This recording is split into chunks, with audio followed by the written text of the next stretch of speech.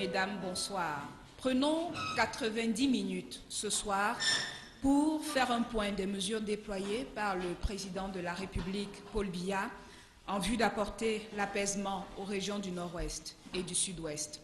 En cette période des grands bilans et des projections nouvelles, le ministre de la Communication, porte-parole du gouvernement, Issa Chiroma Bakari, est face à la presse pour un exposé qui se veut très détaillé du long chapelet des mesures présidentielles, autant en direction des activistes qu'à l'intention des populations. Monsieur le ministre, bonsoir. Mes hommages, madame, bonsoir. Vous avez la parole pour votre exposé liminaire. I'm very much grateful, thank you.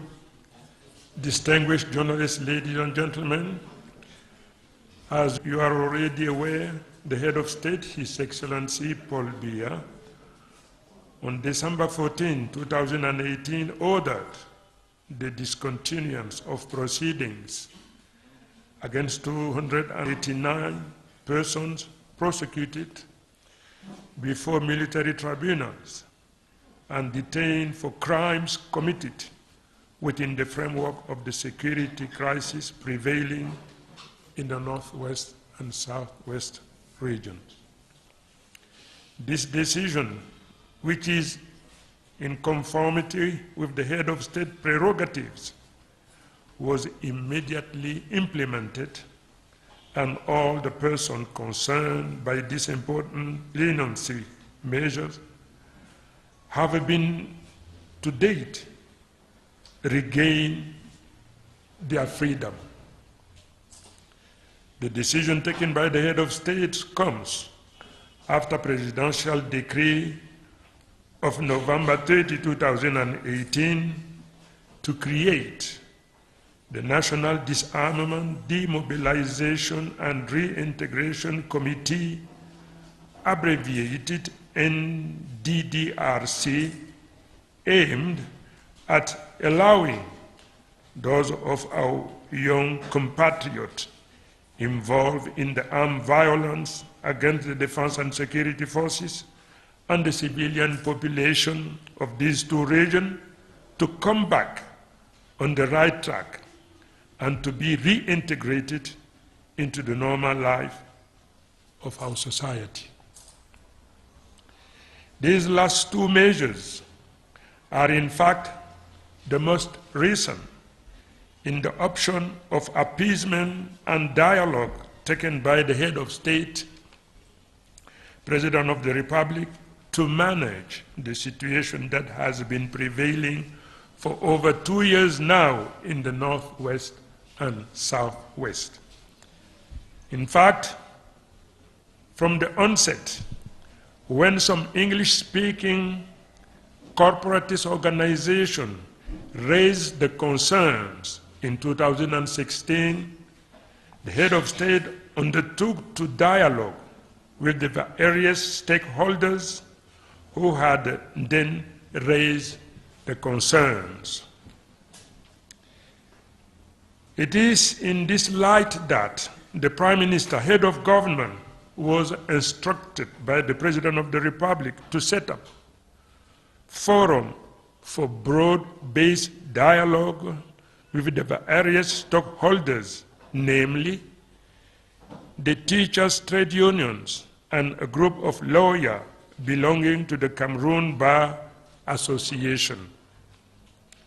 It should be highlighted that two committees were to this effect set up with regard to concern raised by teachers. As to the concern raised by lawyers, it is worth noting that another committee was set up by the Prime Minister, head of government. At the end of talks with the teacher trade union, the President of the Republic squarely then responded to the concern through the following measures: the special recruitment of 1,000 young bilingual teachers in the science subject, the establishment of a special fund to to the tune of 2 billion CFA francs as a subsidy for secular private education and confessional establishment. The creation of the ad hoc committee specifically devoted to address the concern raised by English-speaking trade unions. The redeployment of teachers from both educational subsystems in conformity with their respective language skills. The creation and organization of the Higher Polytechnic Institute at the University of Bamenda. The creation of new establishments in the State University, notably the Department of English Law in Marwa, Ngaoundéré, Douala, Chang, the Department of French Private Law in the University of Boyan, Bamenda, and the Department of French Modern Letters at the Higher Teachers Training College at the University of Bamenda. The presidential decree to reorganize ENAM to introduce the obligatory practice of bilingualism. Regarding the concern raised by the lawyer, the head of state ordered the implementation of the following measures. The publication of the English version of OHADA Uniform Act and other OHADA text, the increase in the number of English-speaking magistrates and teachers, the redeployment of judicial personnel to conform with the particularity of the civil law and common law, the creation of special common law division at the Supreme Court to hear appeals from jurisdiction in the Northwest and Southwest region, the creation of common law division at ENAM, the creation of a legal and political science faculty at the University of Boya, the recruitment of more English-speaking teachers at the Judiciary and Court Registry Division of ENAM. In addition to these measures intended to provide answer to the specific concern raised by teachers and lawyers, the President of the Republic took other more global initiatives to pave the way for dialogue and to favor a return to normalcy in the Northwest and Southwest region.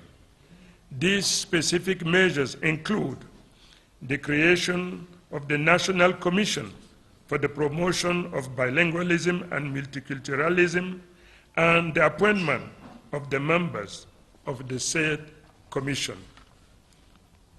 The discontinuance of proceedings then pending before the Yaoundé Military Tribunal against Nkongo Felix Agbo, Fontem Afo Teka, Neba Paul Aya Abine, another person arrested in connection with the violence in the Northwest and Southwest region.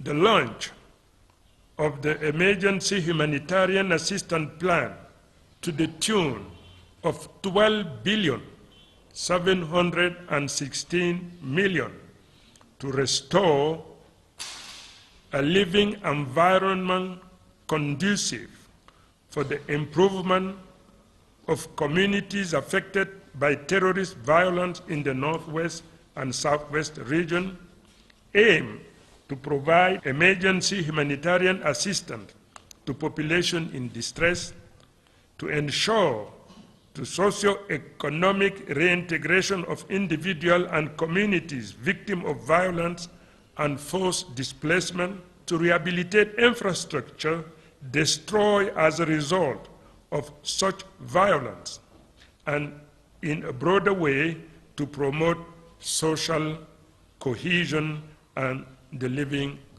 together.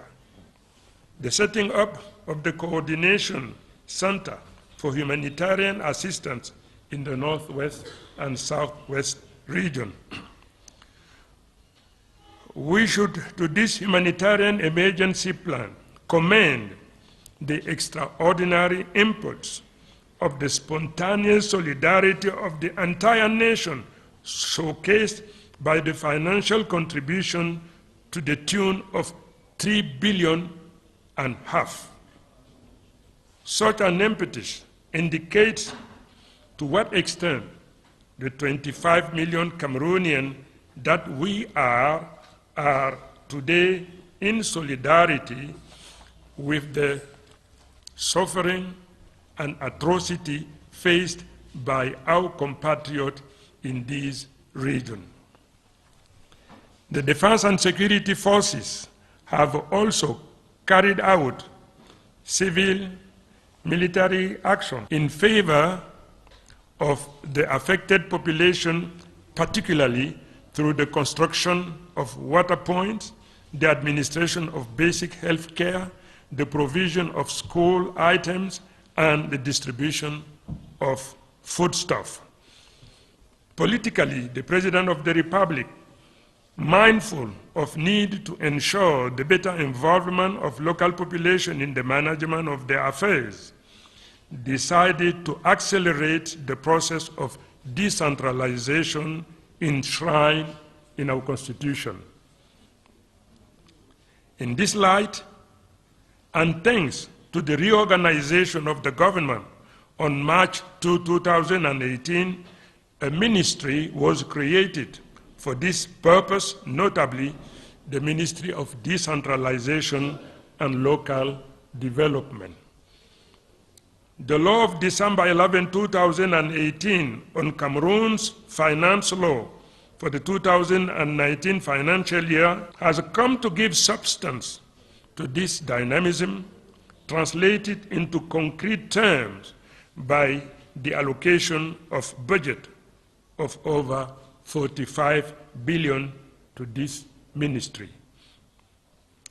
The paramount objective is to enhance the competencies of local authorities in order to widen the spectrum of their finance means and to provide solutions to the basic necessity for the population, with particular focus in the Northwest and Southwest. Distinguished journalists, ladies and gentlemen, it is worth noting the extent of the commitment of the head of state, His Excellency Paul Biya, in this option of appeasement and dialogue, which has always been among his top priority when it mostly comes to the management of crisis situation within and beyond. Far from being a mere option, it should be noted that through ideology at the heart of which dialogue, tolerance, and forgiveness occupy a center stage, have always been the values so dear to the President of the Republic. With special regard to the situation prevailing in the Northwest and Southwest region, the head of state is constantly convinced that the virtues of this ideology are able to pave a better way, and I quote, "These actions and others will be undertaken to resolve the many problems that are at the root of the frustration and dissatisfaction that have expressed in recent times. It is our hope that this will restore calm that is indispensable for the return to normalcy and usual economic activities. I am deeply convinced that the overwhelming majority of our compatriots in the two regions concerned aspire to a rapid return of peace within the national community." End of quote. As for those of our young compatriots who at some time could have been deceived by some sellers of illusion and have succumbed to the temptation of barbarism and blind violence, they should understand that it is more than ever time to accept the hand stretch of the President of the Republic, as indicated during his inaugural address to the National Assembly on November 6, 2018, and I quote, "I am calling on them to lay down their arms and get back on the right track. I am appealing particularly to youths who got involved in futile adventure. I have no doubt whatsoever that the destiny of our compatriot in the Northwest and Southwest is within our republic. With the support of the Cameroonian people as a whole, and convinced that there is an honorable way out in everyone's interest, I will strive to restore peace and calm in the two regions concerned with due respect for the institution of which I am a guarantor." End of quote. The setting up of the Disarmament, Demobilization and Reintegration Committee on November 30, 2018, to give substance to this hand stretch of the head of state, which does not only pave the way to resolve the crisis affecting certain regions of our country, particularly those of the Northwest and Southwest, but it is also to lay the foundation for reconciliation and post-conflict reconstruction. It should be noted that the hand stretch of the head of state is to allow some of our compatriots who have gone astray to get back on the right track within the national community. It should be recalled that the government of the Republic of Cameroon, and above all, the President of the Republic, have always received the support of the international community, both at the bilateral and multilateral levels, for option taken in the resolve to preserve the territorial integrity of Cameroon and to restore the fundamental achievement inherited by our founding fathers. At the multilateral level, and just to name a few, the United Nations Organization, who under the auspices of France and Great Britain organized the 1961 plebiscite for the reunification of the two parts of Cameroon, gave a flat refusal to the request of its secessionist movement.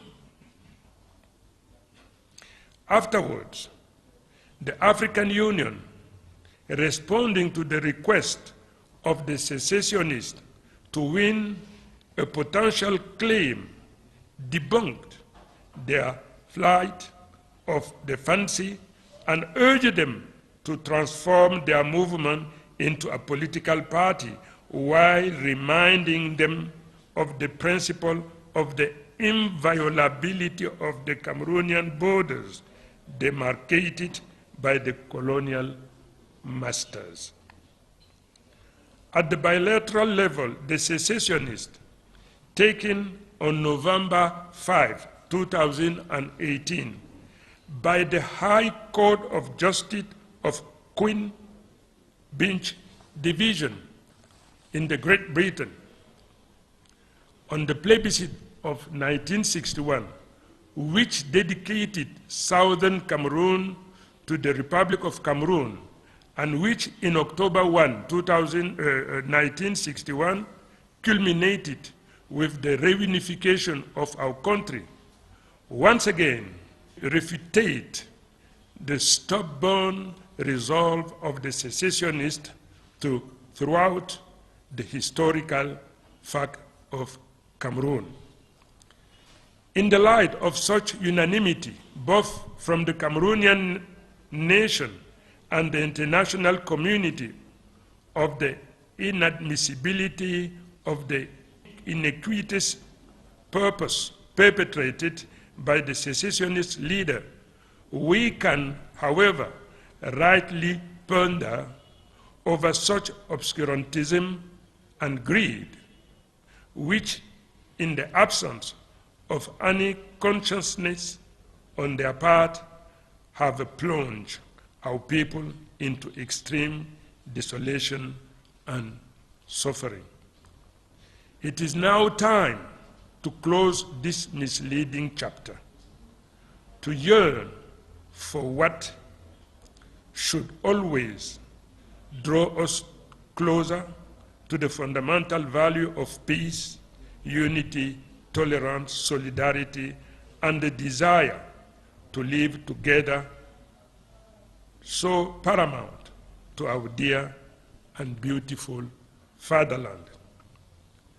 To our defense and security forces, who continue to comfort the resisting group of the armed secessionists, allow me to say that the entire nation highly commends them for their courage and bravery. This is the communication I wanted to deliver. I'm very much grateful. Thank you. Mesdames et messieurs les journalistes, comme vous le savez déjà, le chef de l'État, son Excellence Paul Biya, a, en date du 14 décembre 2018, ordonné l'arrêt des poursuites contre 289 personnes poursuivies devant les tribunaux militaires et détenues de ce fait pour des délits commis dans le cadre de la crise sécuritaire dans les régions du Nord-Ouest et du Sud-Ouest. Cette décision, du reste conforme aux prérogatives du chef de l'État, a été immédiatement suivie des faits et à ce jour, toutes les personnes concernées par cette importante mesure de clémence ont recouvré la liberté. La décision prise par le chef de l'État intervenait à la suite du décret présidentiel du 30 décembre 2018 portant création du Comité national de désarmement, de démobilisation et de réintégration, destiné à permettre à ceux de nos jeunes compatriotes impliqués dans les violences armées contre les forces de défense et de sécurité et les populations civiles de ces deux régions à retrouver le droit chemin de manière à se réinsérer dans l'ordre national de notre société. Ces deux dernières mesures constituent en fait les plus récentes dans l'option d'apaisement et de dialogue prise par le président de la République pour la gestion de la situation qui prévaut depuis un peu plus de 2 ans dans les régions du Nord-Ouest et du Sud-Ouest de notre pays. En effet, dès l'expression des premières revendications jusque-là exprimées, certaines organisations et groupes corporatistes d'expression anglaise au cours de l'année 2016, le chef de l'État avait entrepris d'ouvrir un dialogue avec les différentes parties prenantes aux dites revendications.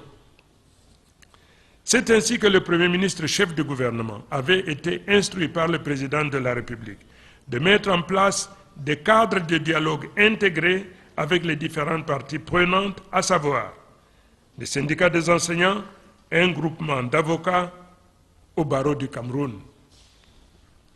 En ce qui concerne les problèmes soulevés par les enseignants, 2 comités avaient alors été mis en place. Pour ce qui est des questions soulevées par les avocats, un autre comité a été créé par le Premier ministre chef du gouvernement.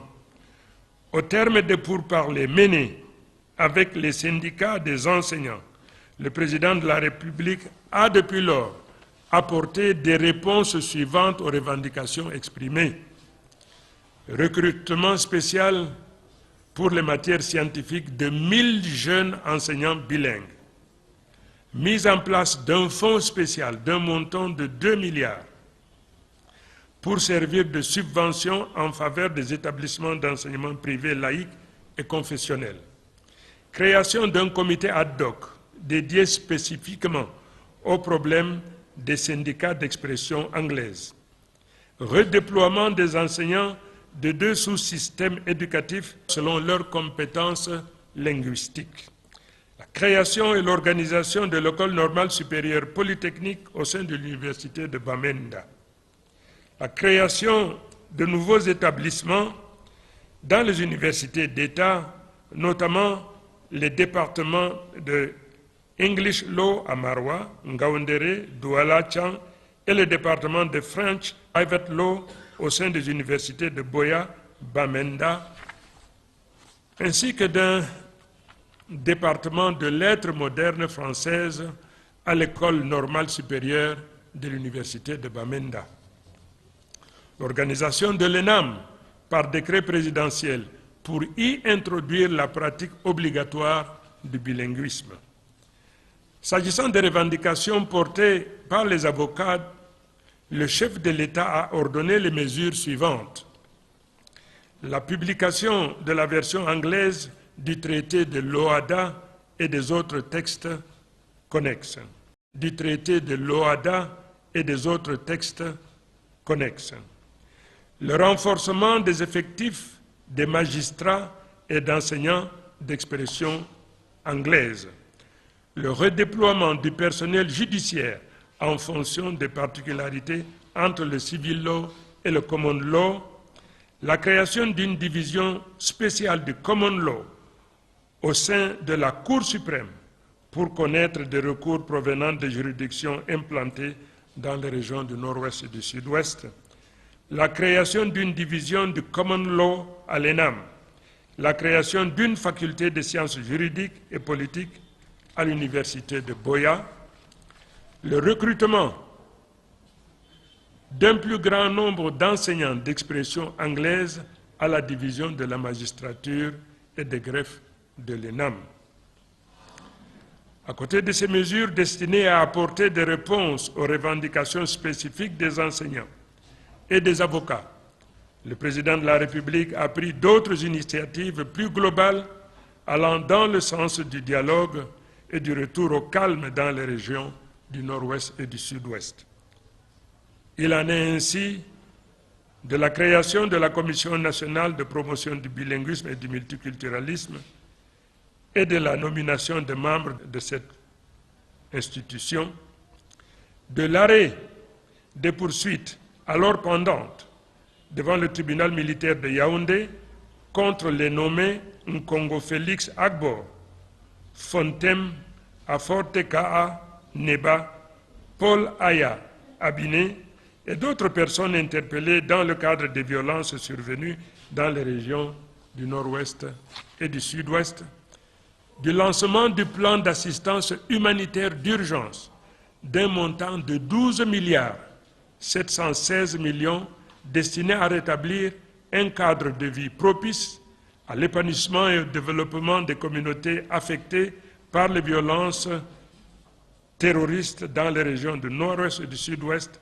d'apporter une assistance humanitaire d'urgence aux populations en détresse, d'assurer la réinsertion socio-économique des personnes et des communautés victimes de violences et forcées au déplacement, de réhabiliter des infrastructures détruites du fait de ces violences et d'une manière générale de promouvoir la cohésion sociale et le vivre ensemble.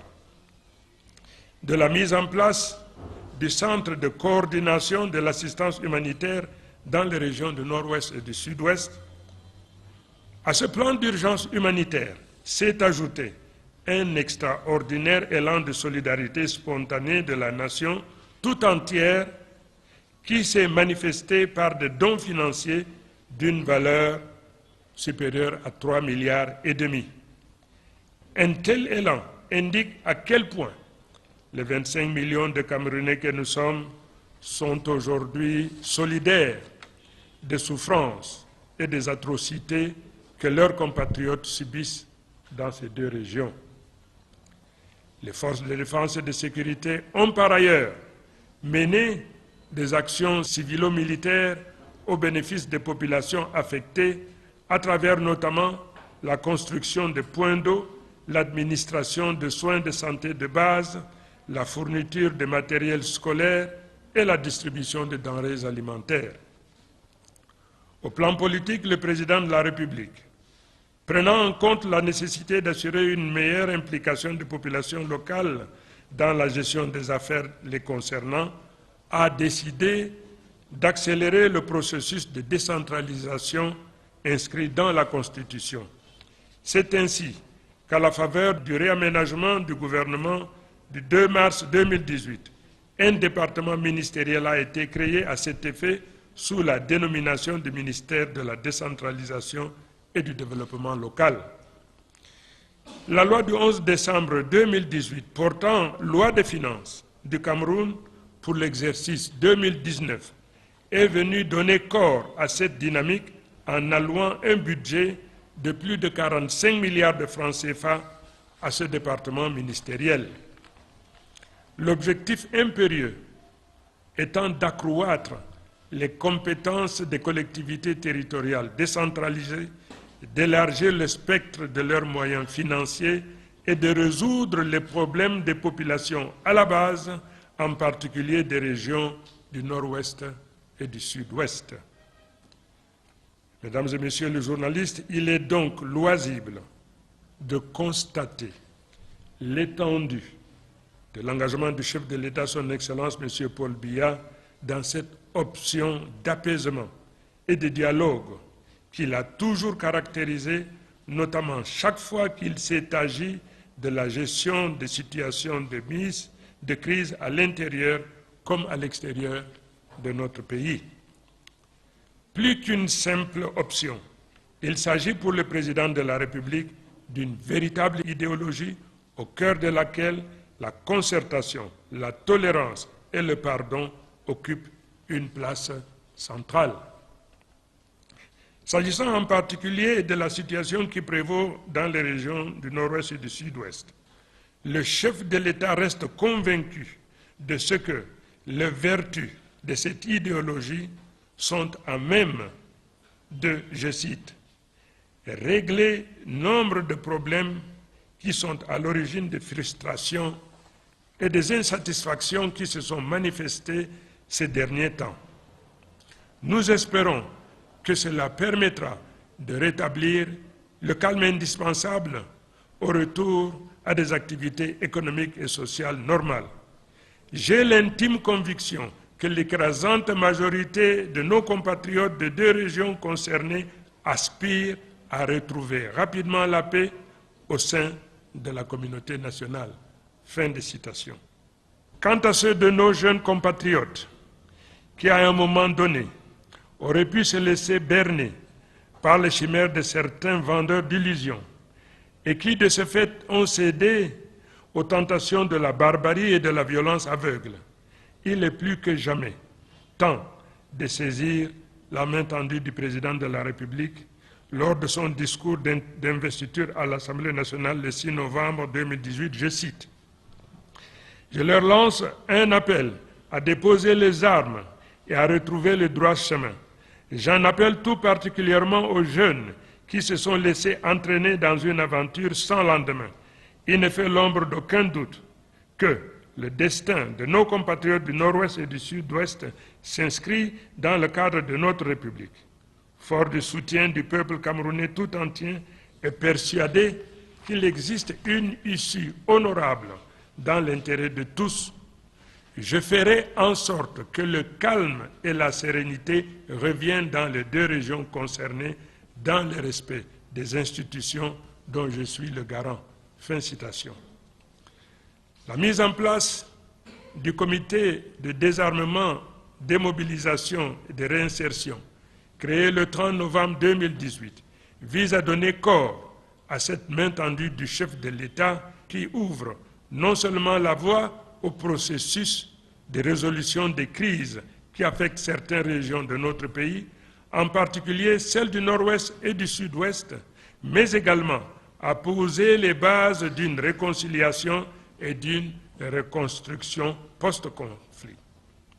Il s'agit alors, à travers cette ouverture offerte par le chef de l'État, de permettre à quelques-uns de nos compatriotes qui se sont égarés de retrouver leur place au sein de la communauté nationale. Faut-il le rappeler, le gouvernement de la République du Cameroun et au-dessus de lui, le président de la République ont toujours reçu le soutien de la communauté internationale, tant au plan bilatéral que multilatéral, pour les options prises dans la détermination à préserver l'intégrité territoriale du Cameroun et à respecter les acquis des fondamentaux légués par nos pères fondateurs. Au plan multinational, et pour ne citer que ces cas, l'Organisation des Nations Unies, sous les auspices de laquelle la France et la Grande-Bretagne organisèrent le plébiscite de 1961 ayant consacré la réunification de deux parties du Cameroun, a opposé une fin de non-recevoir à cette mouvance sécessionniste. Ensuite, l'Union africaine, à laquelle les sécessionnistes se sont adressés pour avoir gain de cause, les a renvoyés en leur lubie, leur demandant de transformer leur mouvement en un parti politique, tout en leur rappelant le principe de l'intangibilité des frontières héritées de la colonisation. Au plan bilatéral, la décision prise le 5 novembre par la Haute Cour de justice de Queen Beach Division en Grande-Bretagne sur le plébiscite de 1961 ayant consacré le rattachement du Southern Cameroun à la République du Cameroun et qui, le 1er octobre 1961, culmina avec la réunification de notre pays, a une fois de plus débouté les sécessionnistes de leur acharnement à remettre en cause la réalité historique du Cameroun. Face à une telle unanimité et de la nation camerounaise et de la communauté internationale sur l'irrécevabilité du dessein unique entretenu par les leaders sécessionnistes, on peut à juste titre s'interroger sur un tel obscurantisme et une telle cupidité qui, sans aucun recul de conscience de leur part, plongent nos populations dans la désolation et la souffrance extrême. Mesdames et messieurs, le moment est donc venu de mettre un terme à cet épisode d'égarement pour retrouver ce qui n'aurait jamais dû cesser de nous fédérer autour des valeurs fondamentales de notre cher et beau pays, à savoir la paix, l'unité, la tolérance, la solidarité et le désir de vivre ensemble. À nos forces de défense et de sécurité qui continuent d'affronter les poches de résistance des sécessionnistes armés, la nation tout entière adresse sa reconnaissance et ses encouragements. Voilà la communication très importante que je me devais de servir à la presse, afin qu'à travers elle, toute la nation et le monde entier réalisent tout ce que le chef de notre nation, ce que le chef de l'État a fait pour venir au bout de nos compatriotes égarés, mais tous nous espérons d'entrer bientôt, y déposons nos armes comme le chef leur a demandé pour réintégrer la société, la nation. Je vous remercie, je vous passe la parole. 6 rédactions composent le panel qui va maintenant vous presser de questions, Monsieur le ministre. À votre droite, HTV est représenté par Xavier Messé, Christophe Mvondo, l'essentiel du Cameroun, Albert Ndjembonde est le chef du service politique de la rédaction centrale radio de la CRTV. De Magic FM vient Jules Elobo. De ce côté-ci, à votre gauche, Monsieur le ministre, Biaye Jean-Baptiste de Prospective Nouvelle, Léonard Fanja est le directeur de publication de Les Visages d'Afrique.online et Emmanuel Nkendeme a été dépêché par Cameroun Tribune. Ce dernier prend la parole en premier, Monsieur le ministre. You are welcome. Okay, thank you. Mr. Minister, the creation of the National Disarmament, Demobilization and Reintegration Committee is a welcome idea. Many fighters may be ready to surrender and hand their weapons. But the question that comes to mind is how secure is the environment for them to do so? Another preoccupation is, would there be some sort of ceasefire on the part of government forces to allow the disarmament process to effectively take off? Well, thank you for raising this wonderful question. The head of state is the guarantor for the implementation of the decision, happy decision he has taken. He is a man of honor. He is a man of his word. When he means business, he means business. Let them trust the head of state. Let those who, for one reason or other, have been misled and resorted to gun in order to accomplish, in order to fulfill their aim, understand that it is in vain. The head of state has stretched his arms, ready to welcome them home, and let them understand and trust and believe that all of us, we have stretched our arms, ready to welcome them home. This is the first part of your question. You mentioned the ceasefire. How on earth, while the responsibility of our defense and security forces is to protect the continuity of our nation, while the secessionists, they are out to partition the nation, how on earth can you accept them to lay down arms, to abstain or to refrain from fulfilling their job? With crisis or without crisis, you have the defense and security forces dispatched all over the nation to protect the physical integrity of the nation. I don't know if you understand me. You have our defense and security forces wherever we have our borders, our frontier. Their responsibility is to protect the border and to prevent any undesirable incursion in our nation. So you cannot compare two things incomparable. The secessionists, they would like to amputate part of the nation. They would like to split the nation. Our defense and security forces, without this crisis, they were already in the northwest and southwest. Okay? Understand me? Thank you. Monsieur le ministre, Monsieur le professeur, on a l'impression que le gouvernement du Cameroun, au-delà des mesures que vous avez énumérées tout à l'heure, agit toujours par réaction, c'est-à-dire il est complètement en panne d'idées et d'initiatives. Je vais citer quelques exemples. Juin, juillet à peu près, le gouvernement a initié une collecte de fonds de 12 milliards, vous avez cité ça tout à l'heure, 12 milliards 700 millions de francs pour reconstruire, reloger des personnes déplacées. On s'est posé la question de savoir comment est-ce qu'on peut, la guerre vient de commencer, reconstruire dans une zone d'insécurité totale. Quelque temps après, les religieux, ont pris l'initiative, à l'absence d'une initiative gouvernementale, de créer, de provoquer une conférence générale, et que le gouvernement n'a pas pris ça dans ses ordres. Et il a tout fait pour arrêter cette conférence qui n'a pas eu lieu. Et en lieu et place, il a créé le comité de DDR que vous avez annoncé tout à l'heure. Pour terminer, lorsque le gouvernement s'est rendu compte que les Nations Unies, les États-Unis en tête, exigent qu'il y ait un dialogue ouvert au Cameroun, d'autres mesures sont arrivées, par exemple, ce que vous avez annoncé tout à l'heure.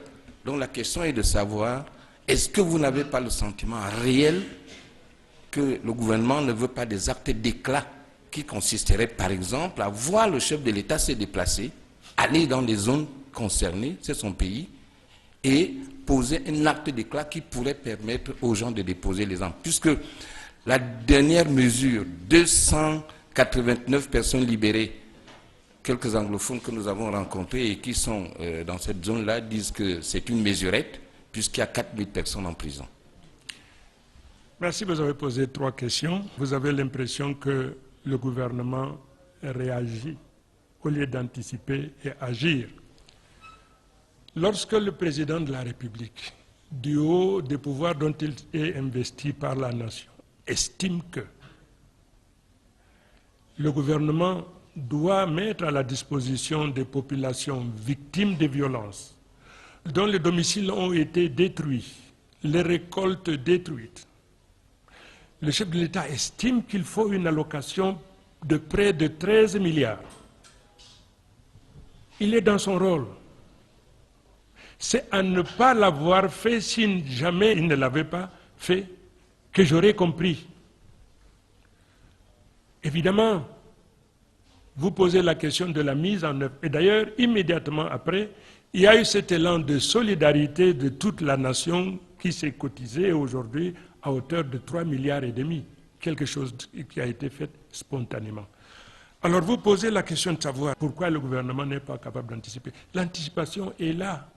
Maintenant, la mise en œuvre de ce plan d'urgence humanitaire et la distribution des biens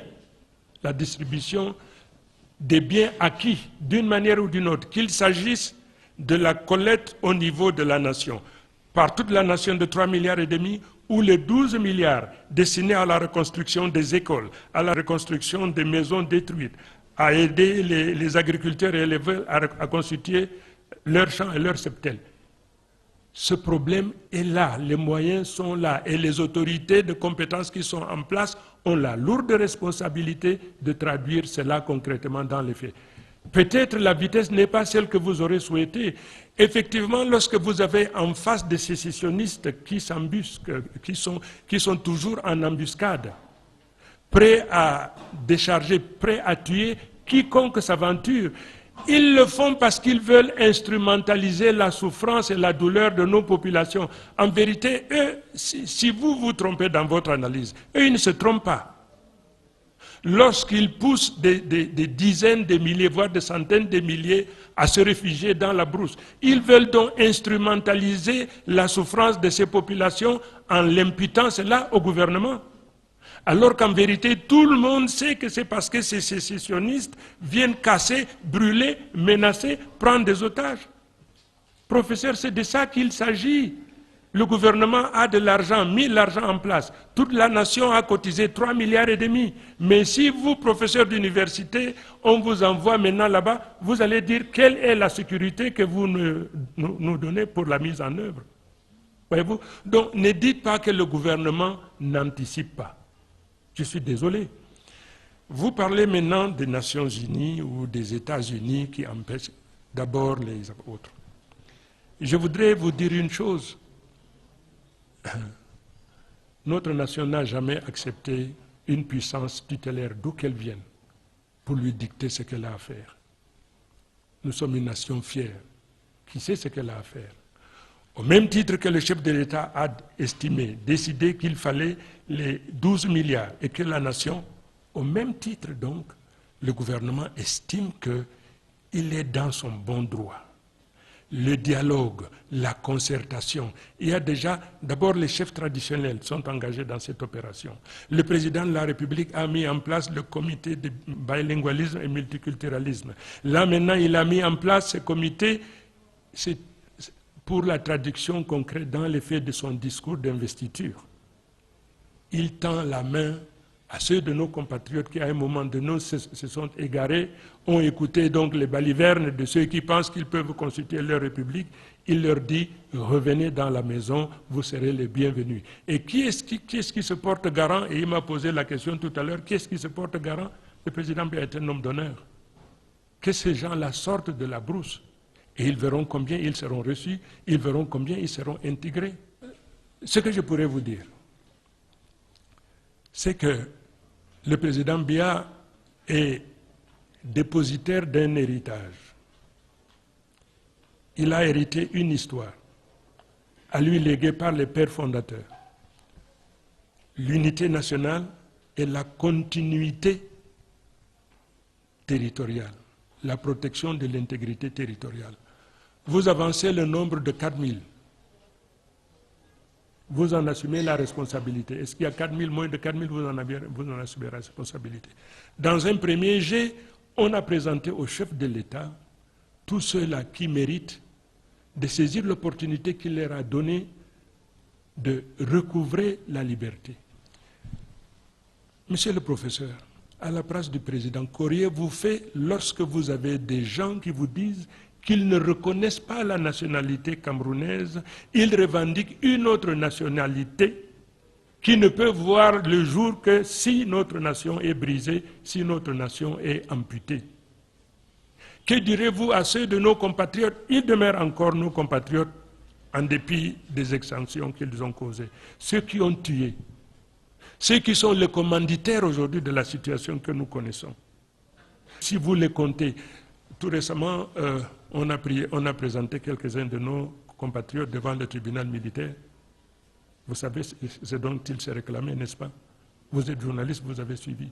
Alors ceux qui ne reconnaissent pas la nationalité, ceux qui sont prêts à être encore des acteurs majeurs, à armer nos compatriotes, à éclater notre nation, vous demandez donc au président de la République de les élargir, n'est-ce pas, monsieur le professeur? Non, non. Nous avons notre nation. Notre nation, vous-même, vous devez, quoi qu'il vous arrive, vous devez protéger et défendre l'intégrité territoriale de notre nation. Vous avez écouté ceux-là qui ont été élargis, combien ils étaient très heureux, ils étaient très contents.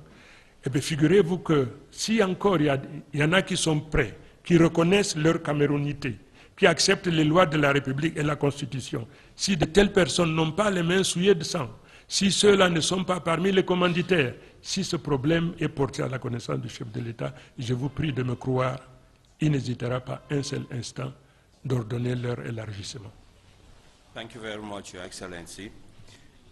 I've had a practical problem with the NDDRC, whose regional structures will be based in Bamenda, Boya, and Mora, because you understand that this is a battle where our rural areas are most affected.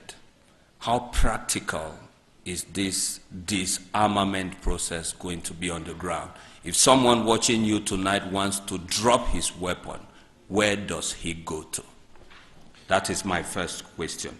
The second is the inauguration speech of the President of the Republic you quoted in your preliminary statement talks of all Cameroonians. If all those in jail were to renounce certain nationalities they claim they have, are as repentant as those in the bushes. Amongst them, the key figures who are under detention, will they also have this presidential grant? Well, thank you for having raised the two questions. The committee put in place, they know their responsibility. They are based in Bamenda, Mora, and Boya.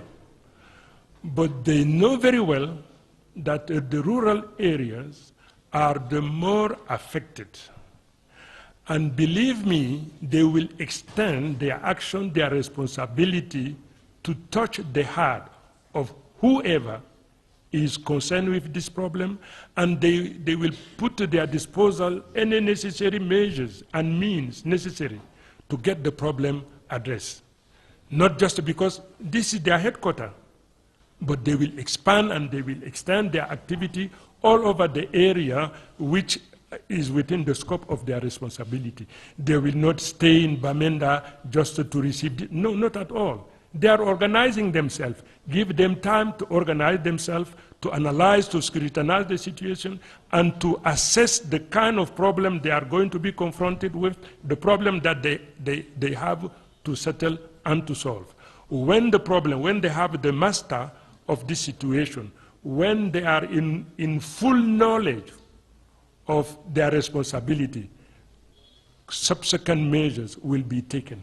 The rural area is the most concerned, the most affected, the rule, they will focus their mind on those regions, believe me.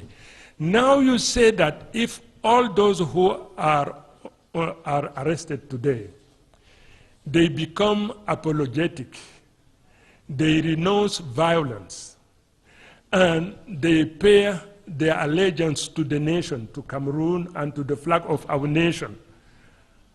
They are repentant, this is what the word you use. Are they going to be released? Well,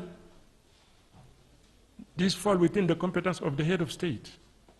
But he has demonstrated his generosity. He is ready. If you acknowledge having been misled, if you acknowledge having done something wrong in contradiction with the law, then indeed, I think that favorably the case deserves to be examined. You raise the issue globally. Okay, I think that those who concern will have the opportunity to listen to your concrete proposal. I'm almost convinced. If all of them today, they say mea culpa, mea maxima culpa, ready to join the nation, ready to answer the call of our flag, the head of state will be sensitive. He will not remain distant, he will not remain different when he receives the call of his daughters and sons. Monsieur le ministre, pourquoi Ayok Tabe, le président de l'État virtuel d'Ambazonie, n'a pas été libéré? Quelles sont les raisons pour lesquelles il continue de rester en prison? Et puis, avec votre permission, depuis le discours de Monsieur le Président de la République le 6 novembre dernier demandant le dépôt des armes, combien de nos compatriotes ont-ils déposé les armes à ce jour? Est-ce que vous avez des informations au niveau du gouvernement? Combien sont ceux qui sont prêts à déposer les armes? Est-ce qu'il y a des initiatives qui ont été entreprises pour que les gens sortent de brousse et déposent effectivement les armes? Quelles sont ces initiatives? Merci beaucoup, Biaye. Pourquoi on n'a pas libéré? Écoutez, Monsieur Biaye, vous avez la réponse à votre question. Il ne se revendique pas de la nationalité camerounaise. Il ne se revendique pas de la nationalité camerounaise. Il se revendique d'une république qui ne verra le jour que si le Cameroun est brisé, si le Cameroun est détruit. Je ne veux pas dire quel est le nom qu'ils attribuent à cette chose qui ne verra jamais le jour. Jamais. Jamais. Parce que comme je l'ai dit, 25 millions de Camerounais sont prêts. Vous, Biaye, vous êtes prêts. Est-ce que vous pouvez accepter que les institutions faiblissent au point de permettre à leur aventure de voir le jour? La réponse est non. Donc, quiconque ne se reconnaît pas comme Camerounais revendique une nationalité dont l'existence est incompatible avec la continuité territoriale de notre nation. Biaye, ceux-là auront affaire à la justice de notre nation. Votre homologue tout à l'heure a posé la question de savoir si tous ceux qui sont aujourd'hui arrêtés, compris les leaders, ils battent leur coulpe, ils renoncent à la violence, ils reconnaissent la nationalité camerounaise, ils s'apprêtent à faire acte d'allégeance aux institutions, au drapeau de la République. Il a posé la question de savoir est-ce qu'ils seront pour autant élargis. J'ai dit le problème sera posé à l'attention du chef de l'État qui fait preuve de magnanimité et de compréhension. Je suis persuadé que si d'aventure leur geste est sincère, ça vient du cœur et non un ploy, comme on dirait en anglais, moi je suis persuadé que le chef de l'État sera sensible à une telle démarche. D'ailleurs, c'est ce que nous attendons, c'est ce que tout le monde attend, qu'ils renoncent, qu'ils comprennent que le monde entier ne les suit pas, ne les écoute pas. Ils ont été rejetés par les Nations Unies, rejetés par la Grande-Bretagne, rejetés par l'Union africaine, rejetés par les 25 millions de peuples camerounais. Ils sont devenus simplement des preneurs d'otages. Donc, maintenant vous posez la question de savoir si je connais le nombre de ceux qui sont prêts à se rendre Et quelles mesures sont prises? Oui, le président a mis en place ce comité de mobilisation, désarmement et réinsertion. Ils ont donc la responsabilité d'aller dans les villages, partout où il y a l'odeur d'incertitude et de conflit. Aller vers les gens pour leur dire que le président de la République est prêt à donner des instructions à son gouvernement, à tout le monde, pour les accueillir. Alors, comme je lui disais tout à l'heure, il faudrait d'abord qu'on leur donne le temps de s'installer. Nous savons que leur quartier général sera à Bamenda, à Boya et à Mora. Donnons-leur le temps de s'installer. Ils vont commettre donc des équipes, et ce sont ces équipes donc qui auront la responsabilité d'aller partout où il y a désordre, où il y a trouble, rencontrer les gens, conscientiser, sensibiliser, pour qu'ils acceptent l'offre du chef de l'État, renoncent donc aux armes et reviennent à la maison. Good evening, Excellency. Good evening, sir. My name is Leonard Fanja, You are welcome. the publisher of Le Visage d'Afrique Online. You are welcome. Yeah, it's a very important and great moment because we are more and more appearing on the floor during the governmental communication. I mean, web journalists. And because of that, and on behalf of all local Cameroonian web journalists, let me a special thank to you because it shows that you are more and more taking into consideration our sector. Indeed, you are very much important. Yeah. There is no way to neglect you. Yeah, we're going to seize this opportunity we have been granted for to Thank you. demonstrate that you were right to trust us and to demonstrate also what we are capable Of doing or achieving. You. Now, before my question, let me wish you something. Let me wish you what you wish for yourself. And I can easily imagine what you wish for yourself. Good health. Good health. Okay. Let me also wish Thank you. a Merry Christmas despite the fact that you're Muslim. Finally, I'm going to wish you an Happy New Year in advance.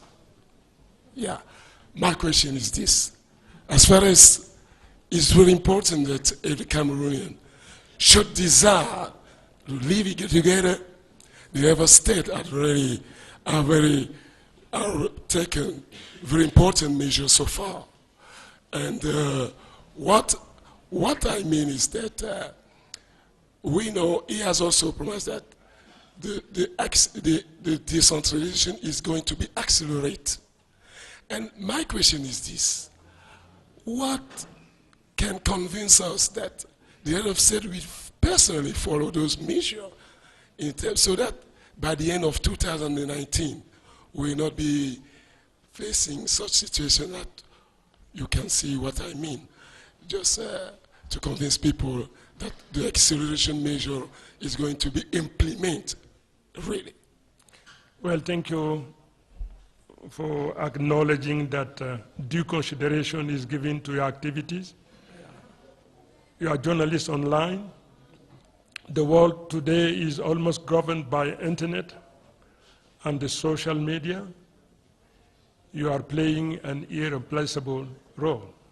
We acknowledge it, and from now onwards, whenever we have to give a communication, governmental communication, at least you and many others will be invited to be part of this process. Thank you. As far as the decentralization is concerned, this is part of the solution, decentralization, to give a local government the possibility to govern their lives, to be at the helm of their own life. This is the best way to address all the problems which today are focused and centralized here in Yaoundé or in any other administration. The guarantee, the one who will give us guarantee, is the minister of charge, the prime minister and the head of state himself. Okay? This is the commitment of the head of state. The minister has the responsibility to translate into concrete reality decision taken by the head of state. Decentralization. All necessary means, I mean human, financial, technical resources, all those things which are indispensable for the implementation of the head of state willingness, all of those things shall be put at the disposal of the local community, and which will enable them to take into their own hand their own destiny and to implement their vision.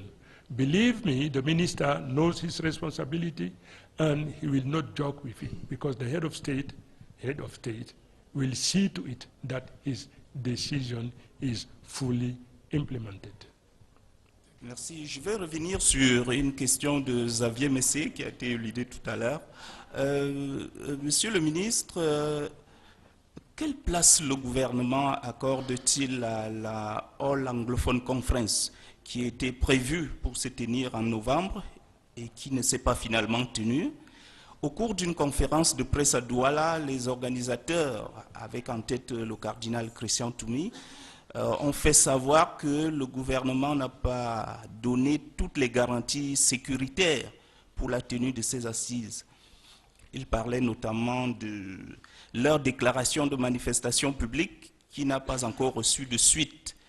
La question que je voudrais vous poser est celle de savoir pourquoi le gouvernement n'accorde pas une importance à cette initiative endogène pour voir si des conclusions positives sortent de ces assises-là.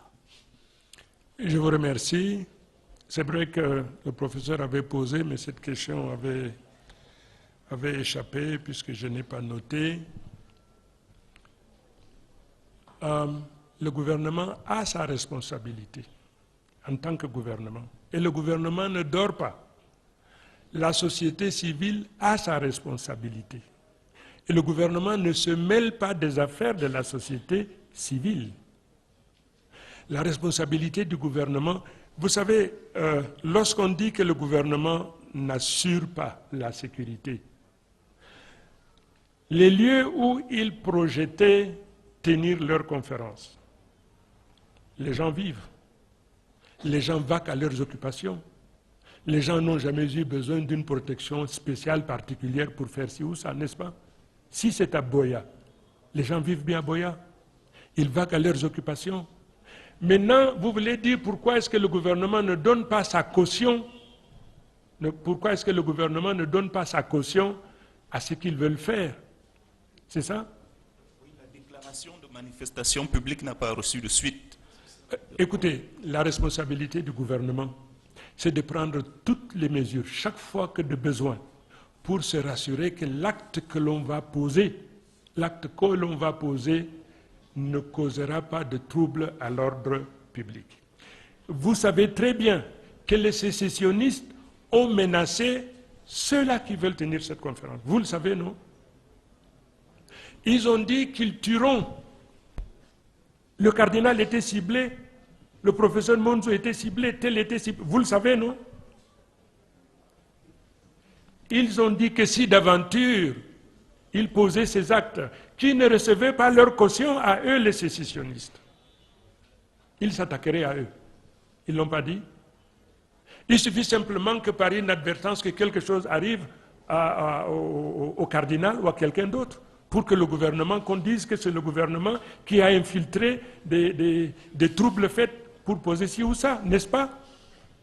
Il suffit simplement que cela se produise. Il suffit simplement. Alors, vous qui posez cette question-là, demandez donc aux sécessionnistes. Je vous ai dit tout à l'heure, aujourd'hui, les sécessionnistes n'ont aucune chance. Aucune chance. Alors donc, le gouvernement, aussi longtemps que le gouvernement n'est pas en mesure d'assurer la sécurité et l'ordre public, sa responsabilité, c'est de protéger et d'empêcher donc tout ce qui peut déstabiliser. Et quand on menace de mort, quiconque prend part à une telle chose, il serait peut-être à combien, je ne sais pas, mais la vie de chaque personne qui aurait pu prendre se trouve donc mise en danger par les sécessionnistes qui, de leurs différents quartiers généraux, ont menacé donc de les déstabiliser, de les détruire. Vous me poserez la question de savoir si un gouvernement n'est pas en mesure d'assurer une telle chose, n'est-ce pas? C'est la question que vous m'auriez posée. Eh bien, je vous dirai simplement que le gouvernement a déjà pris les mesures nettement supérieures à ce que le cardinal et les autres voulait faire. Puisqu'aujourd'hui, par vague entière aujourd'hui, vous avez beaucoup de nos compatriotes qui reviennent à des sentiments. Maintenant, si le cardinal a des propositions concrètes à faire au chef de l'État, si le cardinal a des propositions concrètes, si toute personne pressentie pour faire partie a des propositions concrètes à faire au chef de l'État, le chef de l'État est prêt à les recevoir. Il n'y a pas de problème à cela. Mais simplement, lorsque la vie des gens est menacée, et comme c'était le cas, ils ont dit qu'ils sont prêts à faire des kamikazes pour empêcher la tenue, la responsabilité du gouvernement, c'est d'anticiper. Anticiper, c'est donc s'abstenir qu'une telle organisation voit le jour. Merci. Monsieur le ministre, à la suite des autres confrères, le constat qu'on fait, c'est que malgré les mesures gouvernementales, la situation n'a pas beaucoup changé sur le terrain. Les activistes continuent de commettre des exactions. Depuis le début de cette crise, elles sont nombreuses les personnes qui ont été arrêtées. Il y a même certaines personnes qu'on nous a présentées comme étant des leaders dans cette affaire qui ont été arrêtées. Alors, ce que je ne comprends pas dans cette affaire, Monsieur le ministre, c'est qui sont les donneurs d'ordre sur le terrain et pourquoi l'État ou les forces de défense n'arrivent pas à neutraliser les donneurs d'ordre dans cette affaire, Monsieur le ministre. Merci pour votre question.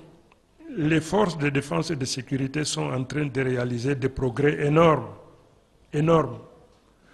N'avez-vous pas constaté que la bataille est en train de changer de nature? Vous ne l'avez pas constaté? Simplement parce que les forces de défense et de sécurité sont soutenues par les populations qui en ont marre. Jules et Lebeau, ils vont dans les maisons pour rançonner les gens, pour leur prendre de l'argent. Je lisais encore une déclaration de ces sécessionnistes qui eux-mêmes fustigeaient leurs propres soldats qui faisaient des enfants avec des jeunes filles et autres. Ils prenaient de l'argent. Vous le suivez vous aussi, n'est-ce pas? Donc, la face de la bataille est en train de changer parce qu'il y a une solidarité totale avec les populations, les services de renseignement. Les commanditaires en vérité, les principaux ne sont pas au Cameroun. Les principaux sont basés à l'étranger, vous le savez. Aux États-Unis en particulier, en Grande-Bretagne, en Allemagne, ils ne sont pas au Cameroun. Évidemment, eux, ils mènent une existence douillette pendant qu'ils infligent la souffrance et la mort à ceux qui prennent les armes pour faire face à nos forces de défense et de sécurité. Donc, pour vous dire que le sort de la bataille est en train de changer favorablement à nos forces de défense et de sécurité et à l'unité nationale, simplement parce que les populations ont réalisé le caractère vain des chimères qu'on leur avait vendues. Il y a 2 ans, on leur disait que ça y est, nous serons soutenus par telle nation, nous serons ceci, et nous aurons nos territoires. 2 ans plus tard, les populations déchantent. Les populations en ont marre parce qu'ils sont passés du stade de protecteur au stade de persécuteur. Les populations en ont ras-le-bol. Partout où nos forces de défense et de sécurité vont, elles sont les bienvenues. Ce sont ces populations qui ont constitué les groupes de vigilance et qui assistent, qui indiquent où se trouve leur camp d'entraînement. Vous constatez très bien que le sort du combat est en train de changer favorablement pour nos forces de défense et de sécurité. Maintenant, c'est une question de temps. Ils savent qu'ils sont déjà vaincus. Ils le savent.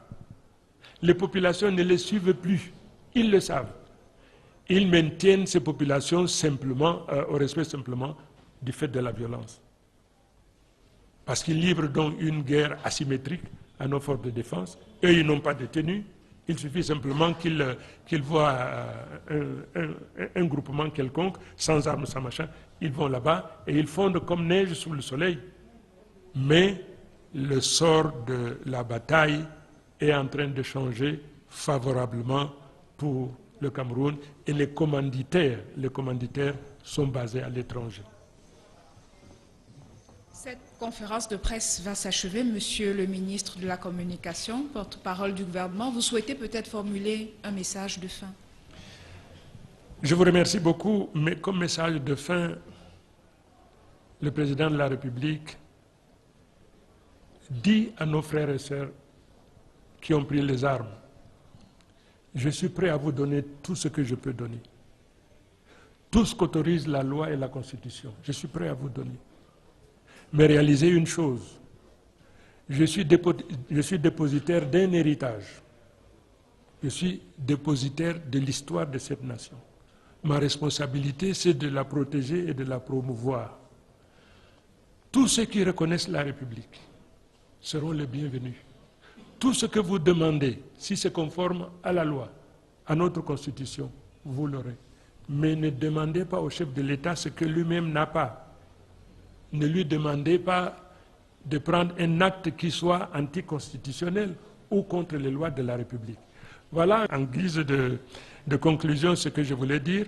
Le souhait le plus ardent que je formule, c'est que 2019 soit porteur de la fin de ce conflit dont l'absurdité n'a d'égal aujourd'hui que les souffrances qu'elles infligent à nos populations. Mesdames, Messieurs, merci de votre bienveillante attention. Bonsoir.